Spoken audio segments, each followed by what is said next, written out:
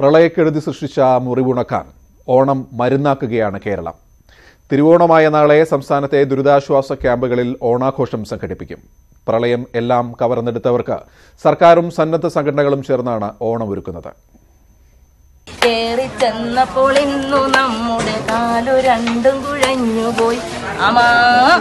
ഓണമെത്തിയതോടെ ദുഃഖം മറക്കാൻ ശ്രമിക്കുകയാണ് എല്ലാവരും. ഒരാഴ്ച മുമ്പ് വന്നപ്പോൾ എല്ലാവരും സങ്കടമായിരുന്നു. ഇപ്പൊ എല്ലാവരുടെ മുഖമൊക്കെ തെളിഞ്ഞു, വസ്ത്രങ്ങളൊക്കെ നന്നായി. പൊതുവെ എല്ലാവർക്കും സന്തോഷം തന്നെ. വീട്ടിൽ ചെല്ലുമ്പം വിഷമങ്ങളൊക്കെ ഉണ്ട്. എന്നുവെച്ചാൽ അടുപ്പിൽ തീ എത്തിക്കാൻ പറ്റുന്നില്ല, ഗ്യാസ് പോയി, കറണ്ടില്ല, പിന്നെ അലമാരി പോയി, ഫ്രിഡ്ജ് പോയി, എല്ലാം പോയി. എന്നാൽ ഇവിടെ വന്നു കഴിഞ്ഞപ്പോൾ നല്ലൊരു ഉണർവുണ്ട്. ഇന്നലത്തെ ഈയിടത്തെ പാട്ടും എല്ലാം കണ്ട് സന്തോഷമുണ്ട്. തിരുവോണത്തിന് അത്തപ്പൂക്കള മത്സരം മുതൽ ഓണസദ്യ വരെ ഇവിടെ ഒരുക്കിയിട്ടുണ്ട്. പലരും ഊഞ്ഞാലാട്ടത്തിന്റെ തിരക്കിലുമായി കഴിഞ്ഞു. എല്ലാ ദിവസവും ഇവരെ സന്തോഷിപ്പിക്കാൻ വേണ്ടി ഓരോ പ്രോഗ്രാം വെക്കുന്നുണ്ട്. നാളെ ഓണമായിട്ട് ഓണസദ്യ, പായസം ഉൾപ്പെടെയുള്ള ഓണസദ്യയാണ് നമ്മൾ ഒരുക്കിയിരിക്കുന്നത്. ഓണക്കളികൾ, ഊഞ്ഞാല് കെട്ടിയിട്ടുണ്ട്. നമ്മൾ അത്തരത്തിലുള്ള ഇവരെ സന്തോഷിപ്പിക്കാവുന്ന എല്ലാ കാര്യങ്ങളും നമ്മൾ ചെയ്യുന്നുണ്ട്. ഒരുമയുടെ ഉത്സവമായ ഓണം ഈ ഒരുമയുടെ കാലത്ത് ക്യാമ്പിലുള്ളവർ ആഘോഷമാക്കുകയാണ്. ഈ പ്രളയ ദുരിതത്തെ അകറ്റാൻ ഓണം ഒരു മരുന്നാകുന്നു. ക്യാമറമാൻ PV രഞ്ജിത്തിനൊപ്പം G ശ്രീജിത്ത്, ന്യൂസ് 18 കോട്ടയം. ദുരന്തങ്ങൾക്കിടയിൽ തിരക്കില്ലാതെ ഉത്രാടപ്പാച്ചിൽ. ആളും ആരവും ഒഴിഞ്ഞ ചന്തകളാണ് പലയിടങ്ങളിലും. കൊച്ചി ബ്രോഡ്വേയിൽ നിന്ന് ഡാനി പോൾ ചേരുന്നു. ഡാനി, സാഹചര്യമെല്ലാം പ്രതികൂലമാണ്, എന്നാലും മലയാളിക്ക് ഓണമാണ്. എങ്ങനെയാണ് അവിടുത്തെ സ്ഥിതി?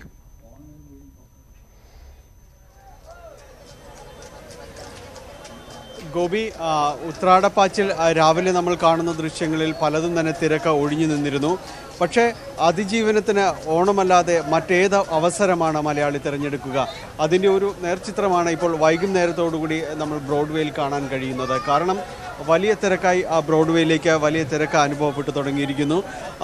പലരും തന്നെ പുതിയ വസ്ത്രങ്ങൾ വാങ്ങുന്നതിന് കുടുംബവുമായി തന്നെ, കുട്ടികളുമായി തന്നെ നിരത്തുകളിലേക്ക് എത്തിക്കൊണ്ടിരിക്കുന്നു. വളരെ സജീവമായ ഒരു തെരുവാണ് നമുക്ക് മുന്നിലുള്ളത്. കാരണം വഴിവാണിഭങ്ങൾ സജീവമാകുന്നു.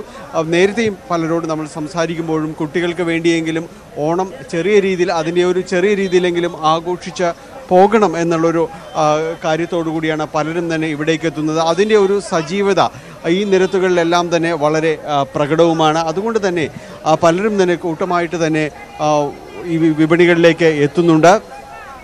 അത് തന്നെ എറണാകുളത്തിൻ്റെ പല വീഥികളിലും നമുക്ക് അതുതന്നെയും കാണാൻ കഴിയും. തിരക്ക് ക്യാമ്പുകളും മറ്റും ഇവിടെ എറണാകുളത്ത് ഇപ്പോഴും തന്നെ സജീവമാണ്. ഈ ക്യാമ്പുകളിലും ഇതുപോലെ തന്നെ ഓണാഘോഷങ്ങളും അടക്കം, ഓണസദ്യകളടക്കം തന്നെ സംഘടിപ്പിച്ചിട്ടുണ്ട്.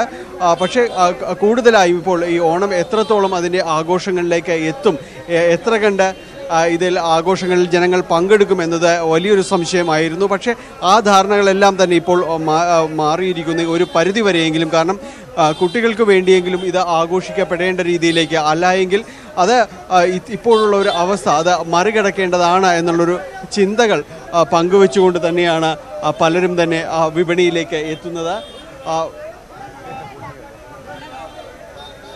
നമുക്ക് കാണാം സ്ത്രീകളും കുട്ടികളും അടക്കമുള്ളവരെല്ലാം തന്നെ ഇതിലേക്ക് എത്തുന്നുണ്ട്. തിരക്ക് പിടിച്ച ഒരു വിപണിയിലേക്ക്.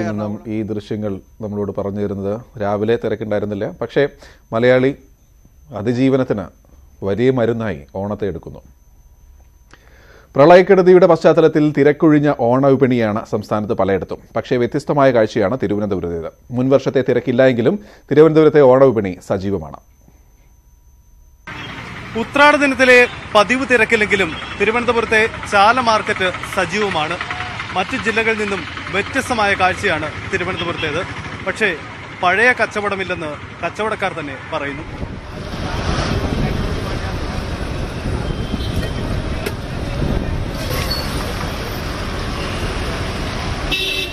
ഇന്നാണ് ഇതുപോലെ, ഇന്നലെ ഇന്നുമാണ് ഇവിടെ കൂട്ടമുള്ളത്. അത് കഴിഞ്ഞിട്ടൊന്നും കൂട്ടമൊന്നുമില്ല. പിന്നെ സ്വർണ്ണക്കടകളിലൊന്നും കച്ചവടങ്ങൾ പൊതുവായിട്ട് കുറവാണ്, ഒരുപാട് കുറവാണ്. ഓണത്തിന് തിരക്ക് ഒരു കാലിൽ പങ്ക് ആള് തിരക്ക് കുറവാണ്. പ്രാവശ്യം കഴിഞ്ഞ പ്രാവശ്യം ബ്ലോക്ക് നല്ല ബ്ലോക്കാണ്, വണ്ടിയൊന്നും കാണൂല, തിരക്ക് കുറവാണ്. മൊത്തത്തിലൊരു കുറവ് ഫീലിംഗ് തന്നെയാണ്. കാരണം ഓണം ഇപ്പം ആ പഴയ ഒരു ഇതില്ല. കാരണം ഇപ്പോഴത്തെ അവസ്ഥ അങ്ങനെയല്ലേ, ഉള്ള വെള്ളപ്പൊക്കവും ദുരിതമൊക്കെ അനുഭവിച്ചുകൊണ്ടിരിക്കുകയല്ലേ. അപ്പം അതിൻ്റെ ഒരു ഇത് കാണുന്നുണ്ട് മൊത്തത്തിൽ. മറ്റു ജില്ലകളെ അപേക്ഷിച്ച് വെള്ളപ്പൊക്ക ദുരിതമൊക്കെ ഏറ്റവും കുറവ് അനുഭവപ്പെട്ട മേഖലയാണ് തിരുവനന്തപുരം. ദുരിതകാലത്തും ഓണവിപണി വളരെ സജീവമാകുന്നതിന്റെ കാരണം ഇതൊക്കെയാണോ?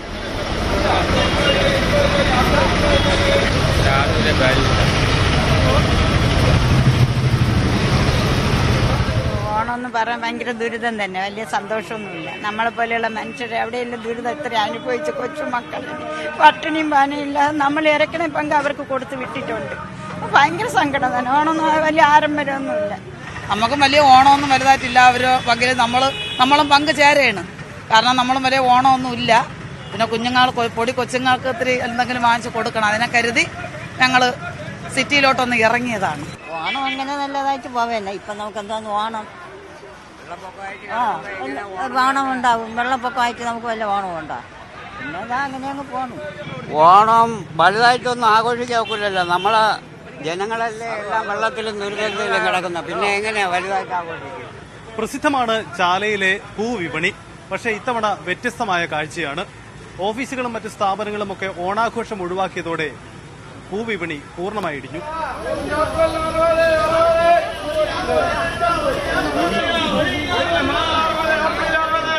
സാധാരണ ഈ സമയത്തൊക്കെ പൂവൊക്കെ പെട്ടെന്ന് കച്ചവടം നടക്കണ്ടേ? തിരക്കുള്ള സമയം ഇപ്പം തിരക്കില്ല. പൂവിന് വില കുറഞ്ഞുണ്ടോ? പൂ വില കുറവുണ്ട്. ഈ ഡിമാൻഡ് ഇത്തവണ ഈ പല ഓഫീസുകളിലൊന്നും പൂക്കളം ഇല്ല. ഞാൻ വാങ്ങിക്കുന്ന 50 രൂപയ്ക്ക് വാങ്ങിക്കുന്നത് ചിലപ്പോൾ 50 രൂപയ്ക്ക് തന്നെ ഞാൻ വിൽക്കും. നഷ്ടം വരുന്ന ദിവസമുണ്ട്. ഇത്രയും നേരം സമയം വളരെ പ്രയാസപ്പെട്ടാണ് ഇരുന്നത്. ഉത്രാട ദിനത്തിലെ തിരക്കിന്റെ കാഴ്ച അല്പമെങ്കിലും ഉള്ളത് ഇങ്ങ് തിരുവനന്തപുരം നഗരത്തിലാണ്. വിപണികളൊക്കെ സജീവമാണെങ്കിലും ദുരിതബാധിതർക്കൊപ്പമാണ് തങ്ങളുടെ മനസ്സെന്ന് ഇവർ പറയുന്നു. ചാല മാർക്കറ്റിൽ നിന്നും ക്യാമറമാൻ കൃഷ്ണപ്രസാദിനൊപ്പം TG സജിത്, TUC. പതിറ്റാണ്ടുകൾ പാരമ്പര്യമുള്ള ഉത്രാടക്കിഴിയും മുഖ്യമന്ത്രിയുടെ ദുരിതാശ്വാസ നിധിയിലേക്ക്. കൊച്ചി രാജവംശത്തിലെ തമ്പുരാട്ടിമാർക്ക് പാരമ്പര്യ അവകാശമായി നൽകി പോരുന്ന ഉത്രാടക്കിഴി കോട്ടയം വയസ്കർ രാജ്ഭവനിൽ സൗമ്യവതി തമ്പുരാട്ടി ഏറ്റുവാങ്ങി. ₹1 എടുത്ത ശേഷം തുക മുഖ്യമന്ത്രിയുടെ ദുരിതാശ്വാസ നിധിയിലേക്ക് സമർപ്പിച്ചു. രാജഭരണകാലത്ത് കൊച്ചി രാജവംശത്തിലെ സ്ത്രീകൾക്ക് പുതുവസ്ത്രം വാങ്ങാൻ നൽകി വന്നിരുന്നതാണ് ഉത്രാടക്കിഴി. കോട്ടയം വയസ്കരക്കുന്നിലെ രാജഭവനിൽ ആചാരപരമായി ചടങ്ങ് നടന്നു. കോട്ടയം MLA തിരുവഞ്ചൂർ രാധാകൃഷ്ണനിൽ നിന്ന് രാജകുടുംബാംഗം സൗമ്യ ഉത്രാടക്കിഴി ഏറ്റുവാങ്ങി. തുടർന്ന് ഇത് ദുരിതാശ്വാസ നിധിയിലേക്ക് നൽകി. 1001 രൂപയാണ് ഉത്രാടക്കിഴിയിൽ. അതിൽ ₹1 എടുത്ത ശേഷം ബാക്കി തുക പ്രളയബാധിതർക്ക് വേണ്ടി നൽകുകയായിരുന്നു. സംസ്ഥാനത്ത് 74 പേർക്കാണ് ഉത്രാടക്കിഴി നൽകുന്നത്. തൃശൂർ ജില്ലാ കളക്ടർ പ്രത്യേക പ്രതിനിധി വഴി കോട്ടയം തഹസിൽദാർക്ക് നൽകുന്ന കിഴിപ്പണം വൈക്കര രാജ്ഭവൻ കോവിലകത്തെത്തി തമ്പുരാട്ടിക്ക് കൈമാറുന്നതാണ് ചടങ്ങ്. ന്യൂസ് 18 കോട്ടയം. ഓണം എത്തിയതുപോലും അറിയാതെ തൃശൂരിലെ ദുരിതാശ്വാസ ക്യാമ്പുകളിൽ പതിനായിരങ്ങളാണ് ഇപ്പോഴും കഴിയുന്നത്. പ്രളയത്തെ അതിജീവിച്ചുവെങ്കിലും മനസ്സ് തുറന്ന് ചിരിക്കാൻ പോലും പലർക്കും കഴിയുന്നില്ല. നിരാശയും സങ്കടവും അടക്കാനാവാതെ ഇരുളടഞ്ഞ ഭാവിയോർത്ത് വിതുമ്പുകയാണ് ദുരിതാശ്വാസ ക്യാമ്പുകളിലുള്ളവർ. ഉത്രാടപ്പാച്ചിലിന്റെ തിരക്കോ സദ്യവട്ടത്തിനുള്ള ഒരുക്കങ്ങളോ ഇവർക്കില്ല. ഉറ്റവരെ നഷ്ടപ്പെട്ടവരും പ്രിയപ്പെട്ടതെല്ലാം പ്രളയം കവർന്നവരുമാണിവർ. ഓണത്തേക്കാൾ ഇനിയുള്ള ജീവിതം എങ്ങനെയെന്നതാണ് ആശങ്ക. വീടില്ല, കുടുംബമില്ല, മക്കളില്ല, കുട്ടികളില്ല, ഒക്കെ പല കാലത്തായിട്ടുള്ള ജീവിതം. ഓണാഘോഷിക്കാൻ വീട്ടിലേക്ക് പോകാൻ പറ്റില്ല. ഓണാഘോഷമില്ലെങ്കിലും ക്യാമ്പുകളിൽ സദ്യ ഒരുക്കുന്നുണ്ട്. വീടുകളിലേക്ക് മടങ്ങുന്നവർക്ക് പച്ചക്കറി ഉൾപ്പെടെയുള്ള കിറ്റുകൾ നൽകുന്നുണ്ട്. 1,00,000-ഓളം പേരാണ് ജില്ലയിലെ ക്യാമ്പുകളിലുള്ളത്. മാലയ്ക്ക് സമീപം കുണ്ടൂർ, കൊടുങ്ങല്ലൂർ, പുത്തൻവേലിക്കര, ആറാട്ടുപുഴ, പല്ലിശ്ശേരി എന്നിവിടങ്ങളിലാണ് കൂടുതൽ ക്യാമ്പുകൾ. ന്യൂസ് 18 തൃശൂർ. മുല്ലപ്പെരിയാർ അണക്കെട്ടിലെ ജലനിരപ്പ് 142 അടിയിൽ നിന്ന് താഴ്ത്തണമെന്ന് സുപ്രീംകോടതി. ഓഗസ്റ്റ് 31 വരെ ജലനിരപ്പ് പരമാവധി 3 അടി വരെ കുറച്ച് നിലനിർത്തണം. അതേസമയം പ്രളയ കാരണം മുല്ലപ്പെരിയാർ അണക്കെട്ട് ആണെന്ന് കേരളം കോടതിയെ തെറ്റിദ്ധരിപ്പിക്കുകയാണെന്ന് തമിഴ്നാട് കോടതിയിൽ നിലപാടെടുത്തു. കേരളത്തിലെ അതിവർഷവും പ്രളയവും കണക്കിലെടുത്ത് മുല്ലപ്പെരിയാർ അണക്കെട്ടിലെ ജലനിരപ്പ് 139 അടിയായി കുറയ്ക്കാൻ കേന്ദ്ര ഉപസമിതി ഇന്നലെ തീരുമാനിച്ചിരുന്നു. ഇക്കാര്യം കേന്ദ്ര സർക്കാർ സുപ്രീംകോടതിയെ അറിയിച്ചു. നിലവിൽ ജലനിരപ്പ് 139.9 അടിയാണെന്നും അത് തുടർന്നാൽ മതിയെന്നും തമിഴ്നാട് ആവശ്യപ്പെട്ടു. ഇക്കാര്യം അംഗീകരിക്കാതെയാണ് സമിതി തീരുമാനിച്ചതുപോലെ 3 അടി വരെ ജലനിരപ്പ് കുറയ്ക്കാൻ കോടതി അനുമതി നൽകിയത്. 142 അടിയായിരുന്നത് 2 തൊട്ട് 3 അടി വരെ ഇത് കുറച്ച് നിർത്തണം എന്നുള്ളതാണ് ആ കമ്മിറ്റിയുടെ ഒരു ഡിസിഷനായിട്ട് കാണാൻ സാധിക്കുന്നത്. ജനങ്ങളുടെ സുരക്ഷ മുൻനിർത്തി കേരളവും തമിഴ്നാടും സഹകരിച്ച് പ്രവർത്തിക്കണമെന്ന് കോടതി ആവശ്യപ്പെട്ടു. സെപ്റ്റംബർ 6-ന് കേസ് വീണ്ടും പരിഗണിക്കും. അതേസമയം പ്രളയത്തിന് മുല്ലപ്പെരിയാറും കാരണമായെന്ന സംസ്ഥാന ചീഫ് സെക്രട്ടറിയുടെ വാദങ്ങൾ തള്ളി തമിഴ്നാട് മറുപടി ഫയൽ ചെയ്തു. ഇടുക്കി, ഇടമലയാർ അണക്കെട്ടുകളിൽ നിന്ന് വെള്ളം തുറന്നുവിട്ടതോടെയാണ് പ്രളയത്തിന്റെ തുടക്കം. ഈ ഘട്ടത്തിൽ മുല്ലപ്പെരിയാറിൽ നിന്ന് അധിക ജലം തുറന്നുവിട്ടിരുന്നില്ല. മുൻകരുതലെടുക്കാൻ സമയമുണ്ടായിരുന്നു. കേരളം കോടതിയെ തെറ്റിദ്ധരിപ്പിക്കുന്നുവെന്നും മുല്ലപ്പെരിയാർ സുരക്ഷിതമെന്നുമാണ് മറുപടി സത്യവാങ്മൂലത്തിൽ തമിഴ്നാടിന്റെ അവകാശവാദം. M Unnikrishnan, news 18, Delhi. മുന്നറിയിപ്പില്ലാതെയാണ് ഡാം തുറന്നുവിട്ടതെന്ന ആരോപണത്തിൽ ജുഡീഷ്യൽ അന്വേഷണം വേണമെന്ന് ഉമ്മൻചാണ്ടി. KSEBയുടെ ലാഭം നോക്കി വരുത്തിവെച്ച ദുരന്തമാണിത്. 40 ലക്ഷത്തിന് ലാഭം നോക്കിയിട്ട് ഇപ്പോൾ കേരളത്തിന്റെ പുനർനിർമ്മാണത്തിന് 1 ലക്ഷം കോടിയെങ്കിലും വേണ്ടിവരും. തണ്ണീർമുക്കം ബണ്ടിന് മുന്നിലെ മണ്ണ് നീക്കാത്തതിനാലാണ് കുട്ടനാട്ടിലെ വെള്ളം താഴാത്തത്. തോട്ടപ്പള്ളി സ്പിൽവേയുടെ ഷട്ടറുകൾ കേടായത് സമയത്ത് അറ്റകുറ്റപ്പണി ചെയ്യാത്തതുകൊണ്ടാണെന്നും ഉമ്മൻചാണ്ടി ആരോപിച്ചു. മഴ പെയ്തു വന്ന വെള്ളം അതോടൊപ്പം ഇവിടുത്തെ എല്ലാ ഡാമുകളുടെ തുറക്കുകയും ചെയ്തപ്പം വന്ന ദുരന്തമാണ് ഇത്. ഏത് എക്സ്പെർട്ടിന്റെ ഉപദേശമാണ് ഗവൺമെന്റ് സ്വീകരിച്ചത്? ഗവൺമെന്റ് എടുത്ത ആ ഒരു തീരുമാനത്തിന്റെ ദുരിതം, എത്ര വിലപ്പെട്ട ജീവൻ നഷ്ടപ്പെട്ടു. UAE ധനസഹായത്തിൽ കൂടുതൽ വിശദീകരണവുമായി കേന്ദ്ര സർക്കാർ. പണം നൽകാമെന്ന് UAE അറിയിച്ചിരുന്നുവെന്ന് വിദേശകാര്യ മന്ത്രാലയ വൃത്തങ്ങൾ വ്യക്തമാക്കി. 700 കോടി രൂപയുടെ കണക്ക് എവിടെ നിന്ന് വന്നു എന്നറിയില്ല എന്നും സർക്കാർ വൃത്തങ്ങൾ പറയുന്നു. ധനസഹായം നൽകുന്നതിൽ ഔദ്യോഗിക പ്രഖ്യാപനമുണ്ടായിട്ടില്ല എന്ന് UAE നേരത്തെ വ്യക്തമാക്കിയിരുന്നു. ധനസഹായം സംബന്ധിച്ച വിലയിരുത്തൽ പുരോഗമിക്കുകയാണെന്ന് ഇന്ത്യയിലെ UAE അംബാസഡർ അഹമ്മദ് അൽബന്ന അറിയിച്ചു. അതേസമയം കേരളം സന്ദർശിച്ച ആദ്യ കേന്ദ്ര സംഘം 600 കോടി രൂപയ്ക്ക് സംസ്ഥാനത്തിന് അർഹതയുണ്ടെന്ന് റിപ്പോർട്ട് നൽകി. UAE സാമ്പത്തിക വിഷയത്തിൽ സർക്കാരിനെ വിമർശിച്ച് പ്രതിപക്ഷവും BJPയും. മുഖ്യമന്ത്രി കൃത്യമായ വിശദീകരണം നൽകണമെന്ന് പ്രതിപക്ഷ നേതാവ് രമേശ് ചെന്നിത്തല ആവശ്യപ്പെട്ടു. രാഷ്ട്രീയ മുതലെടുപ്പിന് ശ്രമിക്കുകയാണെന്ന് BJP സംസ്ഥാന പ്രസിഡന്റ് PS ശ്രീധരൻപിള്ളയും കുറ്റപ്പെടുത്തി. UAEയിൽ നിന്ന് സഹായ വാഗ്ദാനം ലഭിച്ചതായി പറഞ്ഞത് മുഖ്യമന്ത്രിയാണ്. അതിനാൽ വിഷയത്തിൽ മുഖ്യമന്ത്രി കൃത്യമായ വിശദീകരണം നൽകണമെന്ന് പ്രതിപക്ഷ നേതാവ് രമേശ് ചെന്നിത്തല ആവശ്യപ്പെട്ടു. UAE അംബാസഡർ പറഞ്ഞത് ഇങ്ങനെ 700 കോടി രൂപ കൊടുക്കാമെന്ന് പറഞ്ഞിട്ടില്ല എന്ന് പറഞ്ഞു. അപ്പോൾ അതിൻ്റെ വസ്തുത എന്താണെന്ന് മുഖ്യമന്ത്രി ജനങ്ങളോട് വിശദീകരിക്കണം. കാരണം അന്താരാഷ്ട്ര തലത്തിൽ തന്നെ നമുക്ക് ഒരു വ്യക്തത ഉണ്ടാകേണ്ട കാര്യമാണിത്. ദുരിതാശ്വാസത്തിന് വിദേശ സഹായം സ്വീകരിക്കാനാകില്ലെന്ന കേന്ദ്ര നിലപാടിനോട് യോജിക്കാനാകില്ലെന്ന് ഉമ്മൻചാണ്ടി പറഞ്ഞു. ഈ കേന്ദ്ര ഗവൺമെന്റ് ഇന്ന് പറയുന്ന കാരണങ്ങൾ അതിനോട് ഒരു വിധത്തിലും യോജിക്കാൻ നിർത്തിയില്ല. അത് നിരസിക്കുന്നത് ഒരു സാമാന്യ ഒരു തത്വത്തിന് പോലും യോജിച്ച ഒന്നല്ല. അതേസമയം ഫണ്ട് അനുവദിക്കുന്നതിൽ രാഷ്ട്രീയ വിവേചനമില്ലെന്നും കേരളത്തിന് വിദേശ സഹായം ലഭിക്കാൻ ഇടപെടുമെന്നും കേന്ദ്രമന്ത്രി രാംദാസ് അതാവലെ പറഞ്ഞു. UAE പണമായിട്ട് ധനസഹായം പ്രഖ്യാപിച്ചിട്ടില്ലെന്നും ചാരിറ്റി പ്രവർത്തനത്തിനുള്ള സഹായമാണ് നൽകിയതെന്നുമാണ് BJPയുടെ നിലപാട്. രാഷ്ട്രീയ മുതലെടുപ്പിനാണ് ശ്രമമെന്ന് പാർട്ടി സംസ്ഥാന പ്രസിഡന്റ് അഡ്വക്കേറ്റ് PS ശ്രീധരൻപിള്ള ആരോപിച്ചു. ഗൂഢാലോചന എന്നല്ല, CPMന്റെ നഗ്നമായ രാഷ്ട്രീയ മുതലെടുപ്പാണ്. സ്വന്തം പെറ്റമ്മയുടെ മുലപ്പാലിന് വില പേശുന്നവരും ഉപ്പ് നോക്കുന്നവരും ഒക്കെ ആയിട്ട് അവർ മാറുകയാണ്. ഇപ്പം ശ്രീധരൻപിള്ളയ്ക്ക് ഒരു 1 ലക്ഷം രൂപ കൊടുക്കണമെങ്കിൽ ഒരു നിയമയുടെ തടസ്സവും ഇല്ല, എപ്പോഴും കൊടുക്കാം.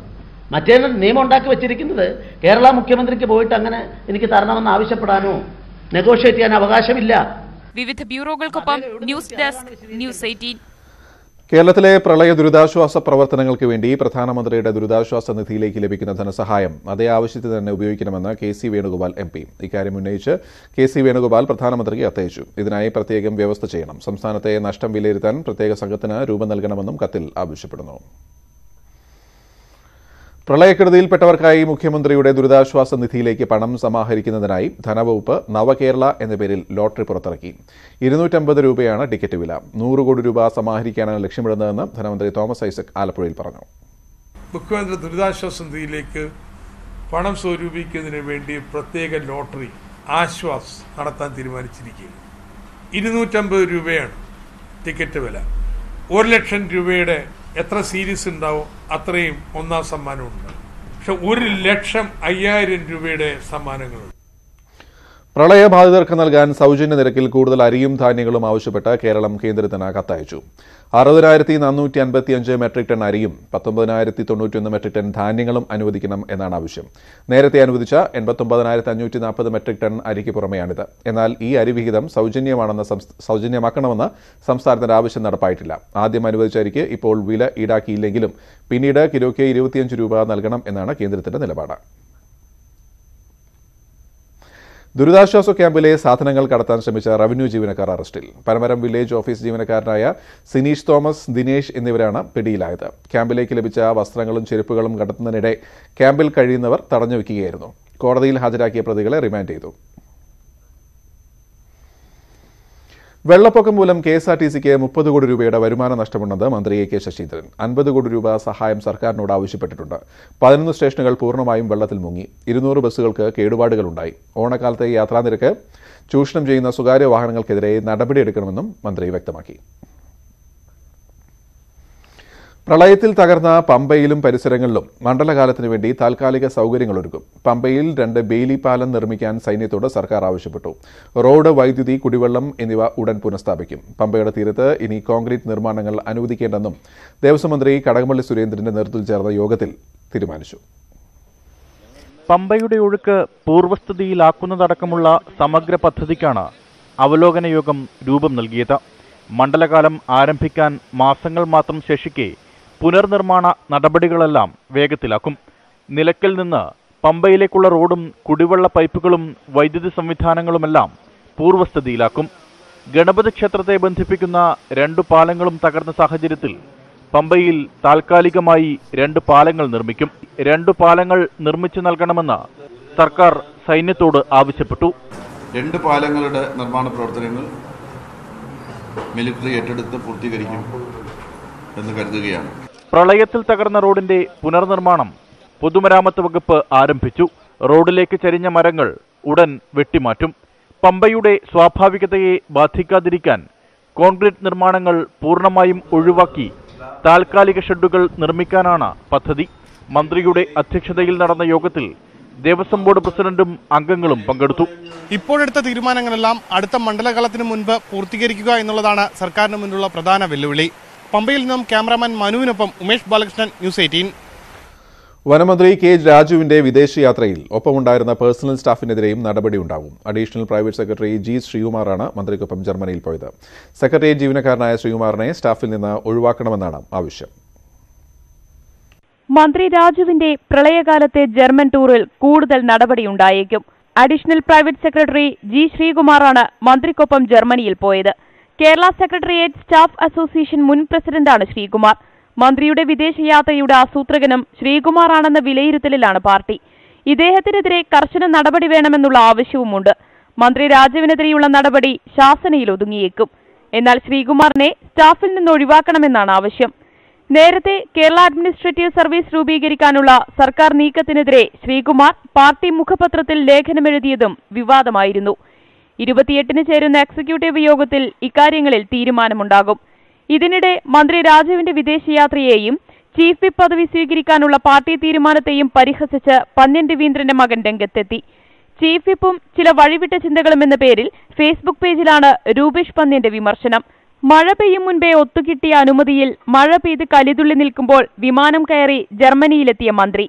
കാറും വീടും വീട്ടുകാരും നഷ്ടപ്പെട്ടവരുടെ മുന്നിലേക്ക് കാറും വീടും അകമ്പടിക്കാരുമായി കറങ്ങിത്തിരിയാൻ മാത്രമായി വിപ്പ് എന്നിങ്ങനെയാണ് രൂപേഷിന്റെ പരിഹാസം. തികച്ചും വ്യക്തിപരമായ പോസ്റ്റാണെന്നും പന്ന്യന്റെ മകൻ വിശദീകരിക്കുന്നു. ന്യൂസ് 18 തിരുവനന്തപുരം. ഓർത്തഡോക്സ് സഭ ചെങ്ങന്നൂർ ഭദ്രാസനാധിപൻ തോമസ് മാർ അത്തനാസിയോസ് മെത്രാപ്പൊലീത്ത ട്രെയിനിൽ നിന്ന് വീണ് മരിച്ചു. ഇന്ന് പുലർച്ചെ 5:30 കൊച്ചി പുല്ലേപ്പടിയിലാണ് സംഭവം. 80-കാരനായ അത്തനാസിയോസ് ഗുജറാത്തിൽ പോയി മടങ്ങുകയായിരുന്നു. രാജധാനി എക്സ്പ്രസിൽ ഗുജറാത്തിൽ നിന്നും കൊച്ചിയിലേക്കുള്ള മടക്കയാത്രയിലായിരുന്നു അത്തനാസിയോസ് മെത്രോപ്പൊലീത്ത. എറണാകുളം നോർത്ത് റെയിൽവേ സ്റ്റേഷനിൽ ഇറങ്ങാനായി വാതിലിന് സമീപം നിൽക്കുമ്പോഴാണ് കൈവിട്ട് പാളത്തിലേക്ക് വീണത്. ട്രെയിൻ ആലുവയിലെത്തിയപ്പോൾ സഹായികളെ വിളിച്ച് 15 മിനിറ്റിനകം എറണാകുളം നോർത്തിലെ 1-ാം പ്ലാറ്റ്ഫോമിൽ എത്തുമെന്ന് അറിയിച്ചിരുന്നു.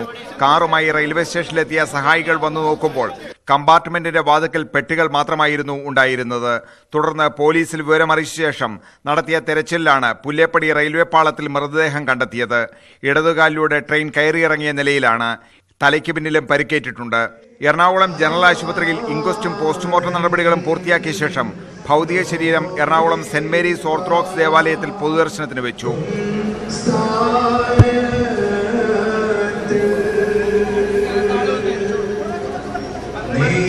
മുൻ മുഖ്യമന്ത്രി ഉമ്മൻചാണ്ടി, പ്രതിപക്ഷ നേതാവ് രമേശ് ചെന്നിത്തല എന്നിവർ ഇവിടെയെത്തി അന്തിമോപചാരം അർപ്പിച്ചു. അതിനുശേഷം പരിമല സെമിനാരിയിലേക്ക് പ്രത്യേകം തയ്യാറാക്കിയ വാഹനത്തിൽ വിലാപയാത്രയായി കൊണ്ടുപോയി. പിന്നീട് ചെങ്ങന്നൂർ ബഥേൽ അരമനയിൽ പൊതുദർശനത്തിന് വയ്ക്കും. നാളെ Puthenkavu saint Mary's orthodox cathedral പൊതുദർശനത്തിന് വയ്ക്കുന്ന ഭൗതിക ശരീരം ഞായറാഴ്ച ഓതറ ദേറയിൽ കബറടക്കും. ന്യൂസ് 18 കൊച്ചി. വരാപ്പുഴ ശ്രീജിത്ത് കസ്റ്റഡി കൊലപാതക കേസിൽ സസ്പെൻഷനിലായിരുന്ന SP AV ജോർജിനെ സർവീസിൽ തിരിച്ചെടുത്തു. ഇന്റലിജൻസ് SP ആയാണ് പുതിയ നിയമനം. കൊലപാതകത്തിൽ നേരിട്ട് പങ്കില്ലെന്ന ക്രൈംബ്രാഞ്ച് റിപ്പോർട്ടിന്റെ അടിസ്ഥാനത്തിലാണ് നടപടി. കേസ് അട്ടിമറിക്കാൻ ശ്രമം നടക്കുന്നുവെന്ന ആരോപണം ശരിവയ്ക്കുന്നതാണ് സർക്കാർ നടപടിയെന്ന് ശ്രീജിത്തിന്റെ അമ്മ ന്യൂസ് 18 പറഞ്ഞു. പോലീസ് കസ്റ്റഡിയിൽ ശ്രീജിത്ത് ക്രൂരമായി കൊല്ലപ്പെട്ട കേസിൽ കൂടുതൽ വിവാദം സൃഷ്ടിക്കുന്നതാണ് പുതിയ തീരുമാനം.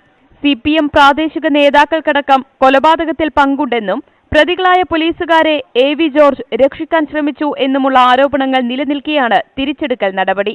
കൊലപാതക വിവരം മറച്ചുവയ്ക്കൽ, വ്യാജരേഖ ചമയ്ക്കൽ, DGPയുടെ അനുമതിയില്ലാതെ റൂറൽ ടൈഗർ ഫോഴ്സ് രൂപീകരിക്കൽ തുടങ്ങിയ കുറ്റങ്ങളുടെ പേരിൽ AV ജോർജിനെ എറണാകുളം റൂറൽ SP സ്ഥാനത്തുനിന്ന് തൃശൂർ പോലീസ് അക്കാദമിയിലേക്ക് സ്ഥലം മാറ്റുകയും പിന്നീട് സസ്പെൻഡ് ചെയ്യുകയുമായിരുന്നു.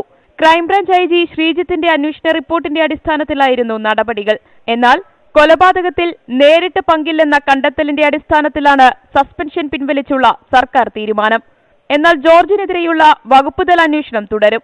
കേസ് അന്വേഷണം അട്ടിമറിക്കാൻ ശ്രമം നടക്കുന്നുവെന്ന ആക്ഷേപം ശരിവയ്ക്കുന്നതാണ് ജോർജിനെ തിരിച്ചെടുത്ത നടപടിയെന്ന് ശ്രീജിത്തിന്റെ അമ്മ ശ്യാമള ന്യൂസ് 18 പറഞ്ഞു.